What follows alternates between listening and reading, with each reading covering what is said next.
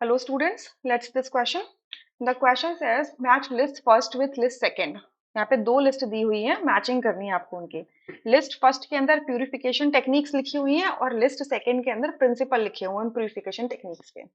सो पहला है क्रिस्टलाइजेशन. सो क्रिस्टलाइजेशन यहाँ पे आप देख सकते हैं और क्वेश्चन क्या लिखा है, choose the correct answer from the option given below. अच्छा, तो यहाँ पर क्रिस्टलाइजेशन की क्या टेक्निक होती है? Crystallization generally solid organic compounds के लिए होती है. अगर इसके साथ कोई इम्प्योरिटी प्रेजेंट होती है तो इस मिक्सचर को आप क्या करते हो, एक सूटेबल सॉल्वेंट के अंदर डाल देते हो और उस सॉल्वेंट के अंदर इन दोनों की डिफरेंट सॉलिबिलिटीज होती हैं. क्लियर? सो यहाँ पर देखो कौन सा ऑप्शन है, फर्स्ट वाला बिल्कुल सही दिख रहा है. Difference in the solubilities of the compound and the impurity in a suitable solvent. तो क्रिस्टलाइजेशन की प्रिंसिपल ये हो जाएगी. डिस्टिलेशन. डिस्टिलेशन क्या होता है? डिस्टिलेशन में क्या होता है, दो मिसेबल लिक्विड्स होते हैं और उनका बॉइलिंग पॉइंट में अप्रिशिएबल डिफरेंस होता है. ठीक है? और अगर ये दो लिक्विड्स अगर वॉलेटाइल होते हैं तो आप इनको क्या करते हो, हीट करते हो राउंड बॉटम फ्लास्क में. लोअर बॉइलिंग पॉइंट वाला लिक्विड पहले वेपराइज होके फिर कंडेंस हो जाता है और आप उसे रिसीवर में रिसीव कर लेते हो और पीछे आपका क्या बच जाता है, हायर बॉइलिंग पॉइंट लिक्विड बच जाता है. इस तरीके से दोनों सेपरेट आउट हो जाते हैं. ठीक है? तो यहाँ से कौन सा मैच हो जाएगा आपका, देखो यहाँ पे क्या लिखा है, impurity should be non volatile and an appreciable difference in the boiling point of the two liquids. देखो अब ये चीज तो इंपॉर्टेंट है कि एप्रिशिएबल डिफरेंस है दो बॉइलिंग पॉइंट में दो लिक्विड्स की में.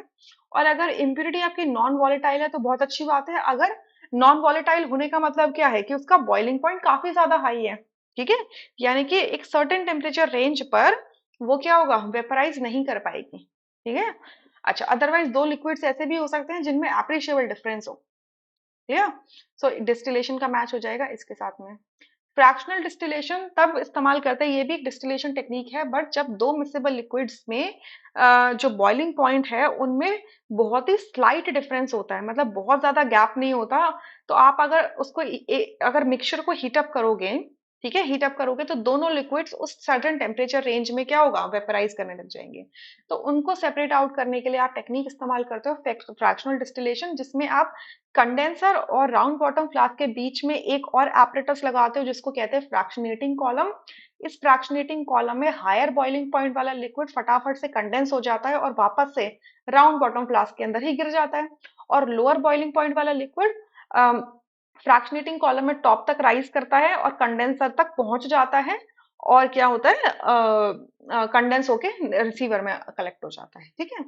सो इसका जो प्रिंसिपल हो सकता है वो ये है, difference between the boiling point of the two liquids is not much. ठीक है? ज्यादा नहीं होता. फोर्थ में लिखा हुआ है distillation under reduced pressure. So इसका ऑब्वियसली यही प्रिंसिपल बचता है, the boiling point is too high and the liquids decompose at और अबव बिलो इट. मतलब आपके पास दो लिक्विड्स दिए हुए हैं और उन दोनों लिक्विड्स का बॉइलिंग पॉइंट अपने आप में ही काफी ज्यादा हाई है. तो जब आप उनको वेपराइज करने की कोशिश करते हो तो वो क्या होते हैं, डिकम्पोज हो जाते हैं, या तो उस टेम्परेचर पे या उससे पहले ही डिकम्पोज हो जाते हैं. तो आप क्या करोगे, प्रेशर को रिड्यूस कर देते हो. ठीक है? प्रेशर को रिड्यूस कर देते हो तो बॉइलिंग पॉइंट भी क्या हो जाता है, रिड्यूस हो जाता है और वो सेपरेट आउट हो जाते हैं. तो इसका मैच क्या होगा, A1 B2 C3 D4. यानी कि फर्स्ट ऑप्शन यहाँ से करेक्ट होगा, rest options would be incorrect. I hope you understood this question really very well. Thank you.